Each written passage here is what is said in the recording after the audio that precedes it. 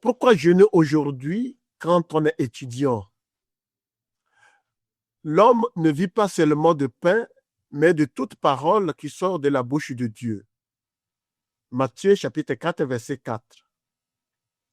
Frères et sœurs, pour beaucoup d'étudiants, le jeûne peut sembler dépassé, inutile, voire impossible. Dans un contexte de précarité, de surcharge de travail et de stress, pourquoi l'Église continue-t-elle à proposer le jeûne? La réponse de Jésus est claire. L'homme ne vit pas seulement de pain. Autrement dit, nos besoins matériels sont réels, mais ils ne suffisent pas à combler le cœur humain. Le jeûne chrétien n'est pas un mépris du corps. Au contraire, il est une éducation du désir. Il apprend à l'homme à ne pas se laisser gouverner uniquement par ses besoins immédiats. Le jeûne a une triple finalité.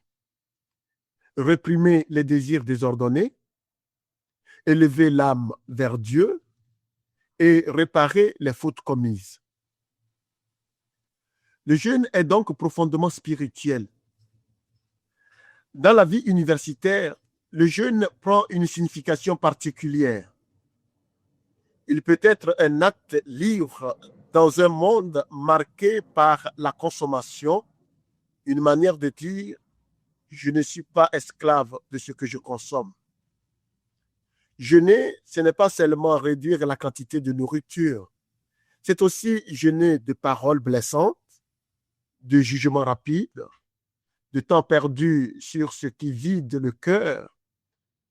On peut jeûner des réseaux sociaux, par exemple. C'est retrouver une sobriété intérieure. Le jeûne est l'un des moyens privilégiés de la pénitence chrétienne, en lien avec la prière et le partage. Ainsi, le jeûne ouvre naturellement à la solidarité avec les plus pauvres. Frères et sœurs, le jeûne chrétien ne nous affaiblit pas. Il nous rend plus libres, plus attentifs à Dieu et plus sensibles à nos frères et sœurs. En ce carême, même modestement, acceptons de jeûner avec le Christ pour apprendre à vivre non seulement de pain, mais de la parole qui donne la vie, la parole de Dieu. Que Dieu vous bénisse et vous garde, et à la prochaine. Au revoir.